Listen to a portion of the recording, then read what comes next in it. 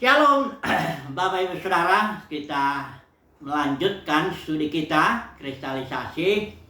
Dan ini kita sudah masuk kitab yang baru, kitab Nabi Yehezkiel. Nah, ini Nabi Yehezkiel ini termasuk nabi besar ya, Yesaya, Yeremia, Yehezkiel, Daniel.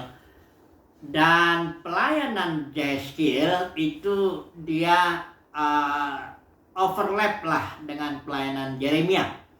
Kita lihat dulu ya, kita coba bagi dulu kitab Yehezkiel ini agar kita bisa tahu nanti bahwa pelayanan Yehezkiel itu overlap dengan pelayanan Yeremia. Hanya bedanya Yeremia melayani di Yerusalem tentunya ya, sementara Yehezkiel itu sudah dibuang di Babel. Nah, coba dulu kita ulang dulu kira-kira ini, karena pelayanan ini sangat-sangat penting karena ini adalah akhir daripada kerajaan Yehuda, keruntuhan kerajaan Yehuda itu. Jadi kita tahu kalau Yeremia itu melayani 5 raja ya, ada Raja Yosia yang baik itu. Yeremia kurang lebih melayani 19 tahun. Kemudian ada Yoahas yang hanya 3 tahun, ini jahat. Kemudian ada yang Yoyakim.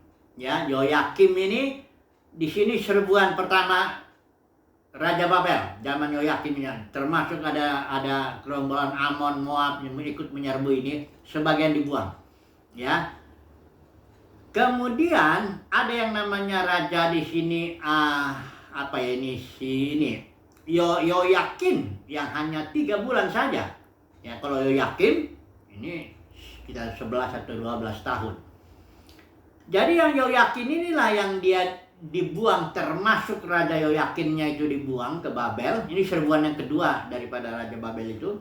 Disinilah Yehezkiel sebagai imam ikut dibuang ya, di waktu pembuangan Yoyakin yang hanya 3 bulan itu. Kemudian raja terakhir itu Sedekia itu memerintah 13 tahun. Disitulah serangan ketiga daripada Raja Babel yang menghancurkan bukan saja kerajaan Yehuda runtuh, tapi juga di situ bait suci hancur, rumah istana juga hancur, tembok Yerusalem juga hancur. Nah, Yehezkiel sudah dibuang ya katakanlah 13 tahun sebelum keruntuhan kerajaan Yehuda, karena itu kan Sedekia kan 13 tahun. Jadi di zaman Yoyakin inilah Yehezkiel dibuang ya. Nah, kemudian ketika Yehezkiel ini dibuang ya di zaman Yoyakin, dia kemudian 4 tahun kemudian ya, 4 tahun kemudian disitulah Yehezkiel bernubuat dari pasal 1 sampai pasal 24. Jadi 24 pasal yang pertama daripada kitab Yehezkiel ini sama dengan kitab Yeremia ini, yang bagian yang, karena keruntuhannya kan belum. Keruntuhannya kan 13 tahun, jadi masih ada 9 tahun di sini sebelum runtuh Yehuda, kerajaan Yehuda. Yehezkiel sudah ikut ya bernubuat ya, memberikan suara kenabian. 24 pasal bicara itu, tapi dari Babel ya, dia mendapat penglihatan-penglihatan yang nanti kita akan melihat penglihatan-penglihatan itu luar biasa itu ya. Nah, kemudian setelah Yehezkiel 24 pasal itu, kemudian dari pasal 25 sampai pasal yang ke-32 itu Yehezkiel bernubuat untuk bangsa-bangsa. Kemudian dari pasal 33 sampai 48 ini Yehezkiel bernubuat atau mendapat penglihatan lah tentang pemulihan Israel seluruhnya. Ya, ini sangat luar biasa juga lah ya. Nah, tema utama daripada yang utama lah ya, tentu ada beberapa poin lagi juga ya.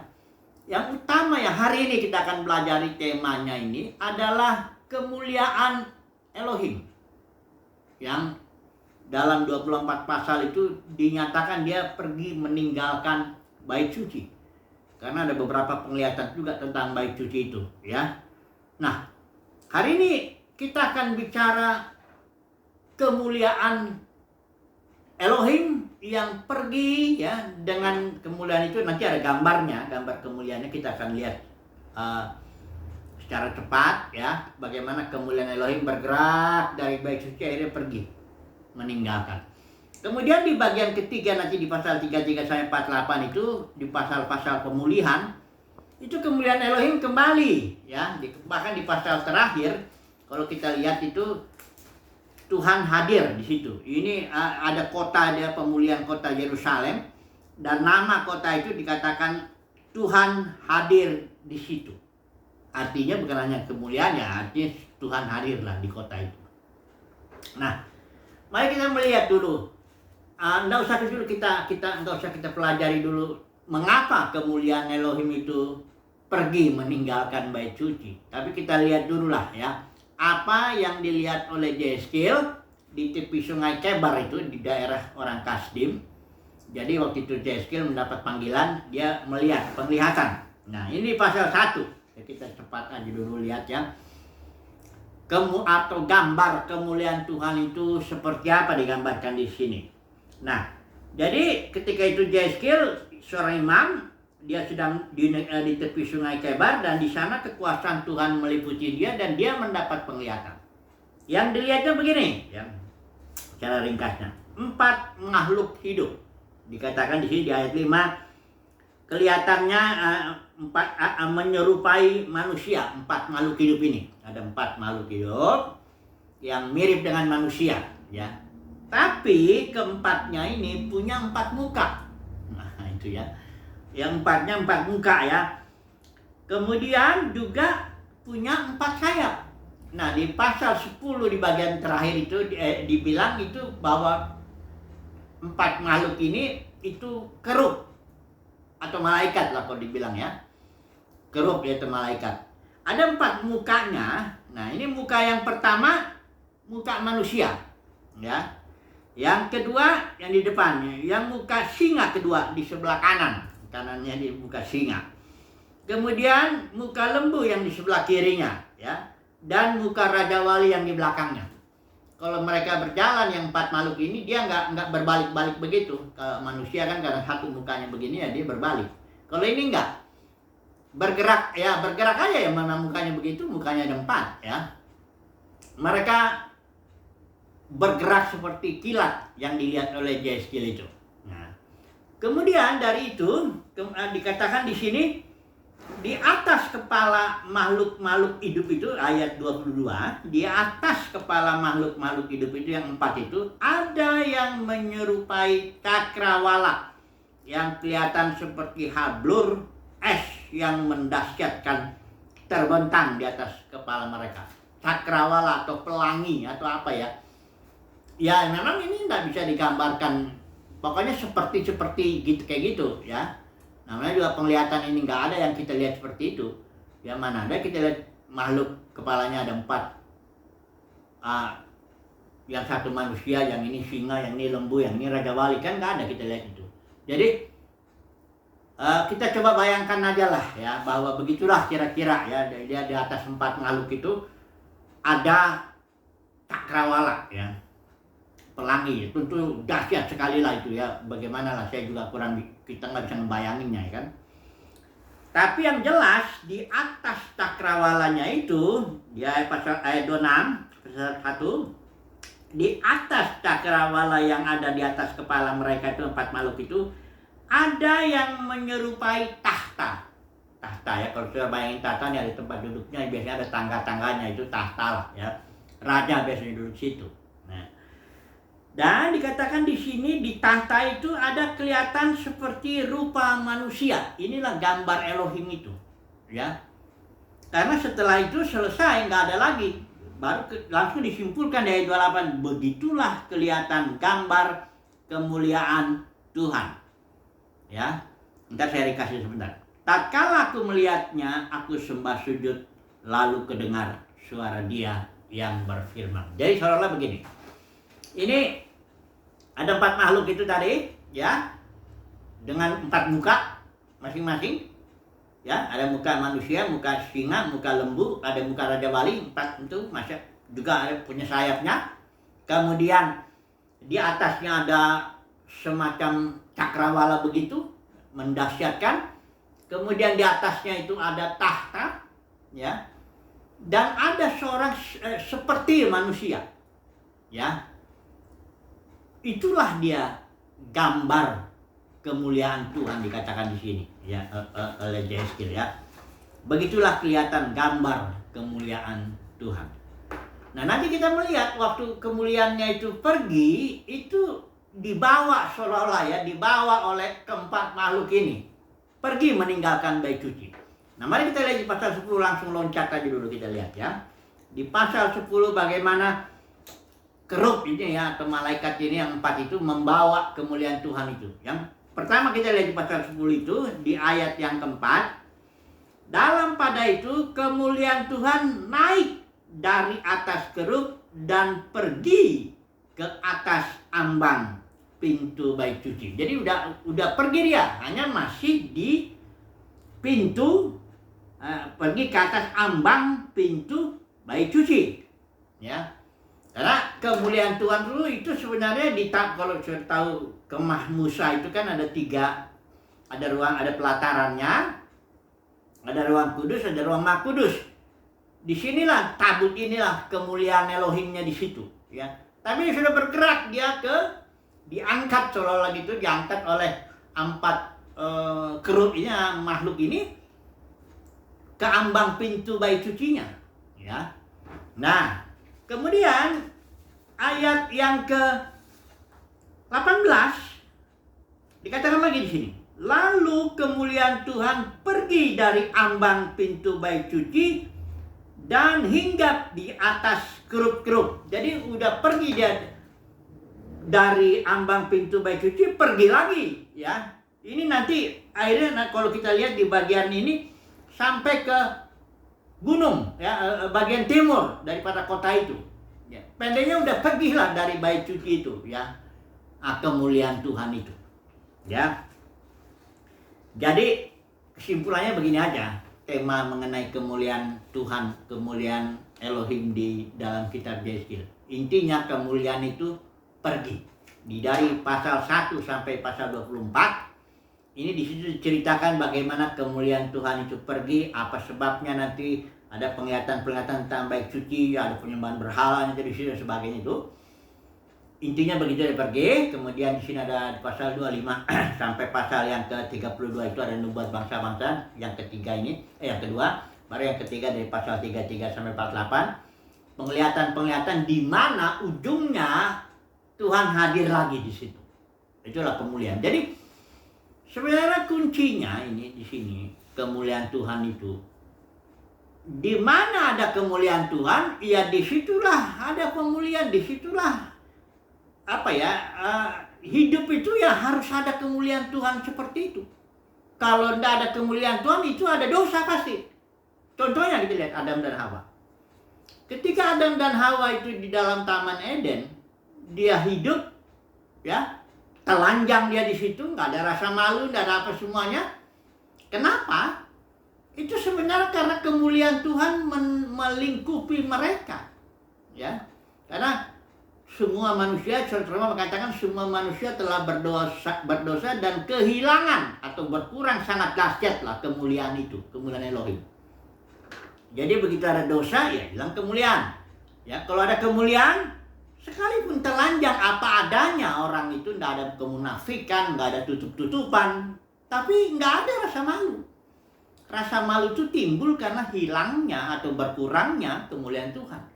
Tapi kalau kita dipenuhi oleh kemuliaan Tuhan, kita tidak ada timbul rasa malu. Secara rasa malu ini ya, bukan saya pikir perkara remeh, ya.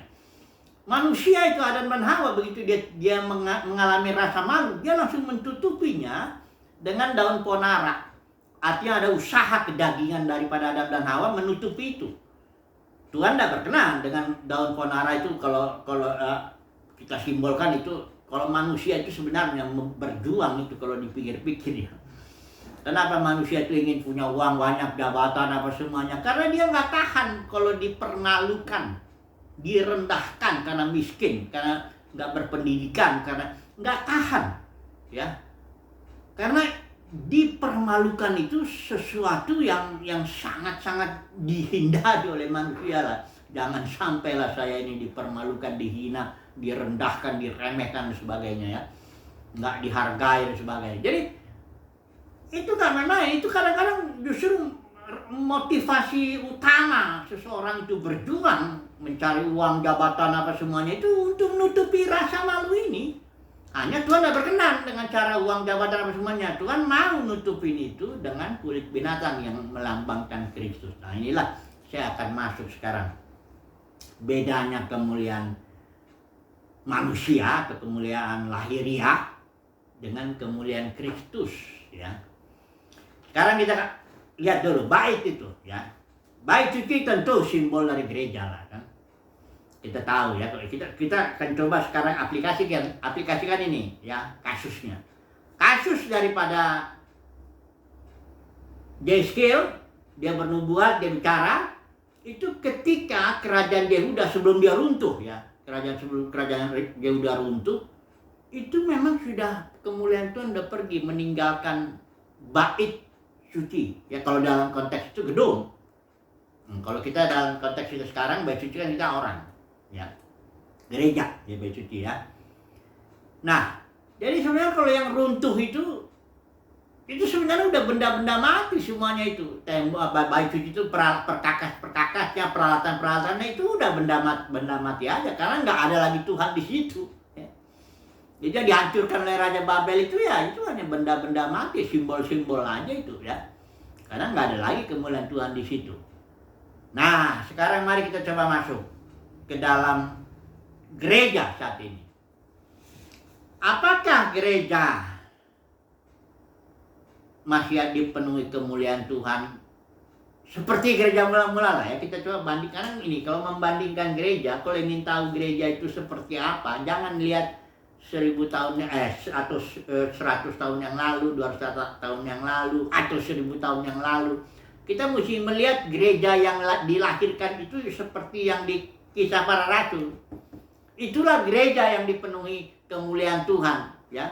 Disitulah awalnya itu. Jadi yang Yesus bilang, aku akan mendirikan gerejaku. Nah itu dia. Ketika pencurahan Roh Kudus awalnya itu. Karena yang sekarang ini gereja, tanda kutip, sebenarnya bukan gereja lagi. Tapi pecahan gereja yang telah menjadi puluhan ribu denominasi. Nggak bisa disamakan lagi gereja yang sekarang itu dengan yang mula-mula dia lahir 2000 tahun yang lalu itu di hari Pantekosta. Nggak bisa disamakan. Beda sekali kalau saudara lihat gelas ya. Kemuliaan gelas kan kelihatan tuh ya. Cuma kalau gelasnya udah pecah apa masih ada dibilang gelasnya? Atau kemuliaan gelas masih ada? Kan enggak. Yang ada cuman puing-puing itu. Itu pun bukan gelas namanya. Puing-puing. Walaupun ada ajaran sekarang ini yang menyamakan denominasi dengan gereja. Visible church dan invisible church ya. Sudah sering saya bilang. Oke lah, sekarang kita coba dulu masuk. Gereja mula-mula itu kemuliaannya tentu kemuliaan Tuhan. Kalau kita melihat seluruh perjanjian baru ini.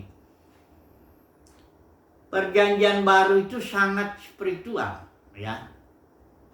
Mengapa? Pertama kalau kita lihat ibadahnya itu ibadah yang dalam roh dan kebenaran. Bukan bentuk ya. Ibadah itu ada bentuk, ada esensinya. Esensi ibadah inilah yang Yesus bilang di Yohanes 4 itu dengan perempuan Samaria itu, esensi ibadah itu ada yang dalam roh dan kebenaran. Artinya mengikuti pimpinan Kristus dalam batin. Mengikuti pimpinan Roh Kudus. Menjalani kehidupan sehari-hari yang dipimpin roh, itulah ibadah. Jadi ibadah itu 24 jam sehari orang Kristen itu. Karena ibadah itu esensinya adalah mengikuti pimpinan roh itu. Bukan bentuk. Kalau bentuk ibadah ini kelihatan. Misalnya orang datang berkumpul, angkat tangan, nyanyi, mendengarkan firman, berbagi ini, apa semua. Gereja mula-mula juga melakukan itu juga. Sekali-sekali sesuai pimpinan Tuhan. Mereka kumpul juga.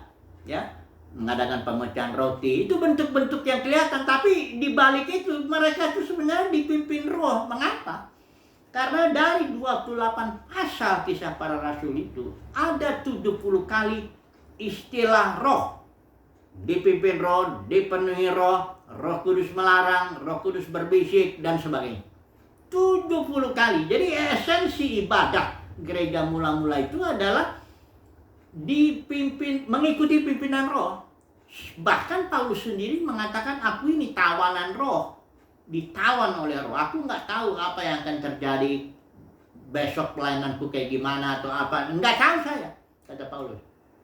Yang dia tahu adalah penjara dan sengsara menunggu aku, tapi aku nggak peduli itu. Yang penting aku selesaikan dulu ini tugas yang Roh Kudus berikan kepada dia. Itu esensi yang Paulus bicara.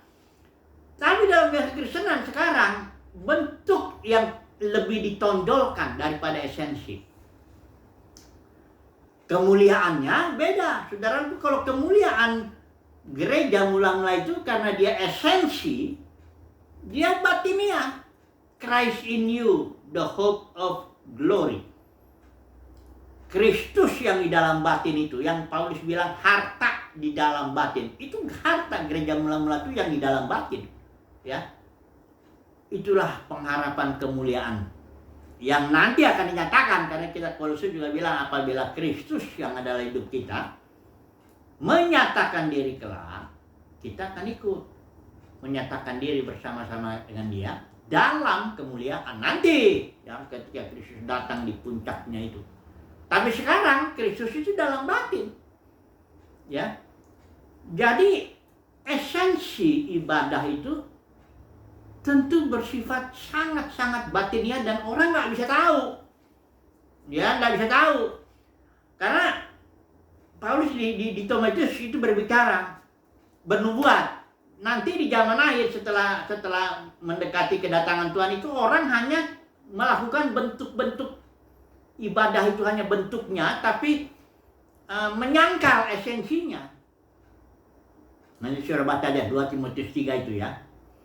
Nah, bentuk-bentuk ini datang hari, kalau dalam kekristenan ya, bentuk-bentuk ibadah itu gampang sekali, sebab setiap denominasi itu ada bentuknya, ya, ada kredonya, ada aturan organisasinya, ada cara-cara memberinya, entah perpuluhan, buah sulung atau apa, ada jamnya, bahkan kalau ibadah ada harinya, hari Minggu atau semuanya lah, bentuk itu kelihatan, ya. Tapi siapa tahu di dalam apakah mereka sedang menjalankan juga esensinya, kita nggak tahu, ya. Karena kalau orang menjalankan bentuk, maaf ini saya beri contoh lah, monyet lah ya yang dilatih, ya, monyet yang sangat dilatih, ya, terus dikasih dia pakaian, ya, sudah datang dia ke gedung denominasi salah satu lah, ya, atau kalau perlu dikasih mimbar yang tingginya yang sesuai dengan tinggi monyet, ya. Dia udah dilatih dulu, ya, pakaian jas, pakaian dasi dan sebagainya. Dia bergaya lah, dia kayak pengkhotbah, ya. Kalau bicara bentuk, ya, maka kita akan bilang monyet itu sedang melakukan bentuk ibadah, ya. Tapi kalau esensi ya kita tahu, udah jelas dia orang binatang, ya, mana mungkin dia esensinya ada cinta Tuhan, mencari Tuhan, yang mungkin lagi lah dia, ya. Ini hanya saya beri contoh aja yang sangat ekstrim, bahwa orang kalau melakukan bentuk ibadah itu siapa saja bisa, mau penjahat, mau garong, mau kemarin dia sudah berzina terus dia naik ke mimbar, itu nggak akan bisa tahu karena itu bentuk ibadah. Jadi nggak ada yang tahu. Habis turun dari mimbar bisa jadi begini, masuk ke rumah pelacuran bisa, karena itu bentuk. Kalau bentuk itu, tapi kalau esensi, ini kalau esensi itu kehidupan sehari-hari yang dipimpin roh, dan itu orang lain tidak bisa tahu, hanya Tuhan, ya, dengan dia itu yang tahu. Apakah kita ini dalam hidup kita ini mencari Tuhan, bangun pagi mencari Tuhan, kita rindu akan kemuliaan Tuhan, mencari kemuliaan Tuhan, atau kita sebaliknya yang hanya bentuknya aja, ya. Nah, kalau bentuk, jadi kalau gereja mula-mula ibadahnya itu udah jelas, esensi dia yang dijalankannya, dan kemuliaannya tentu kemuliaan Kristus, Christ in you, the hope of glory. Kalau dunia kekristenan yang adalah pecahan gereja ini mula-mula, karena yang diutamakan adalah bentuk ibadah, maka kemuliaannya adalah kemuliaan lahiriah. Karena kan bentuknya yang kelihatan. Kalau bilang pendeta besar gitu ya, itu bukan badan yang besar maksudnya. Tapi yang lahiriahnya, misalnya uangnya banyak, dia menarik pengikut banyak, gedung kebaktiannya besar, sekolahnya bagus. Pendeknya yang lahiriahnya. Karena itu kemuliaan. Kemuliaan orang-orang yang menjalankan bentuk ibadah, pasti kemuliaannya lahiriah. Tidak mungkin kemuliaannya batinnya. Ya. Kalau Paulus di sini, kalau dia membuktikan saya ini seorang hamba Tuhan, dia buktikan bahwa dia justru dihajar 3 kali, mengalami karam kapal, dia mengalami banyak masalah, dibenturkan karena bentur sini dan sebagainya. Ya. Ini memang nggak segampang, tapi bagi saya, bagi umat pilihan Tuhan itu akan mengerti bahwa bentuk ibadah dunia kekristenan itu memang fokusnya bentuk ibadahnya. Sementara gereja mula-mula itu esensinya. Nah, itu satu ya. Nah, sekarang saya mau melihat poin kedua ini sebelum saya ambil kesimpulan ini, karena ini tetap ya kemuliaan Tuhan ya. Kemuliaan daripada, karena gereja mula-mula itu organisme. Ya, organisme.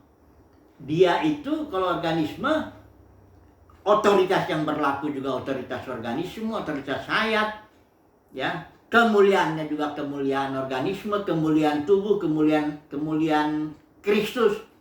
Sementara kalau yang di sini denominasi, ini dia sistem.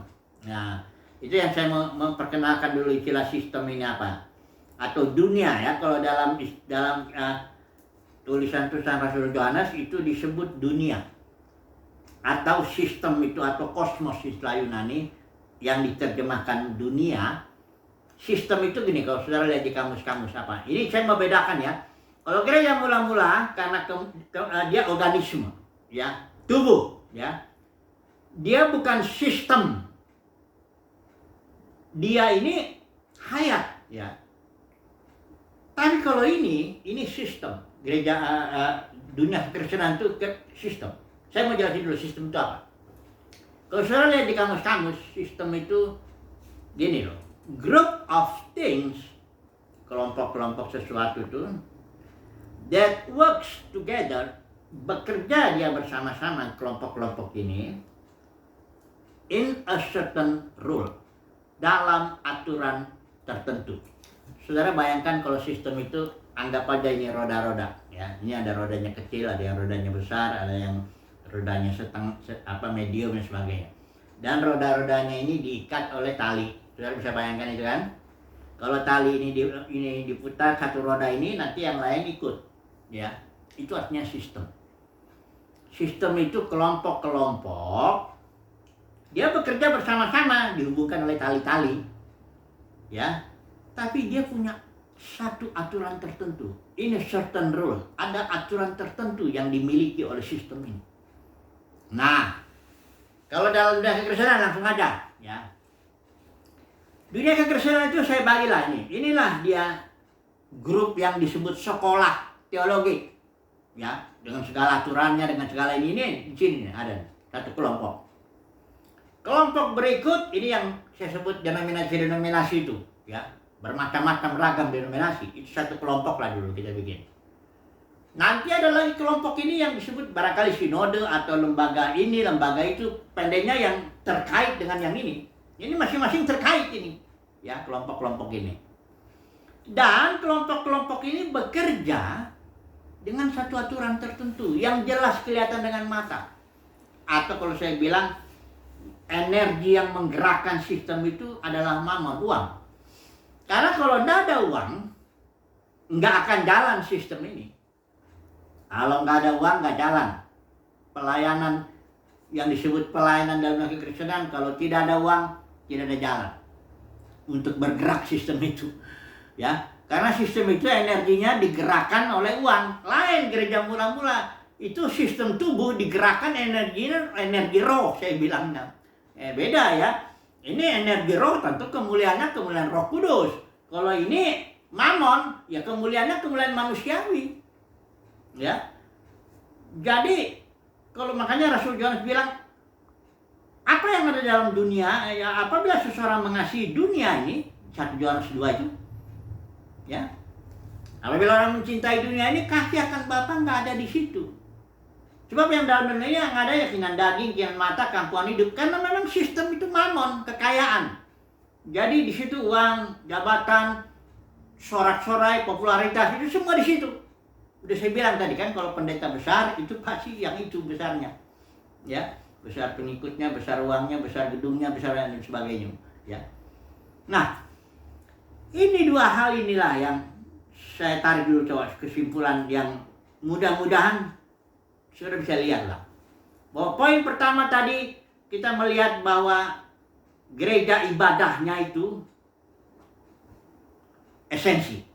Yang kedua, gerejanya sekarang yang tadinya itu dia organisme, sekarang sudah jadi sistem. Kemuliaannya tadinya kemuliaan roh, energi roh yang menggerakkan ini sekarang menjadi mamon. Jangan jadi sangkal itu saudara. Ya itu mamon, ya. Nah, coba kita ambil kesimpulan.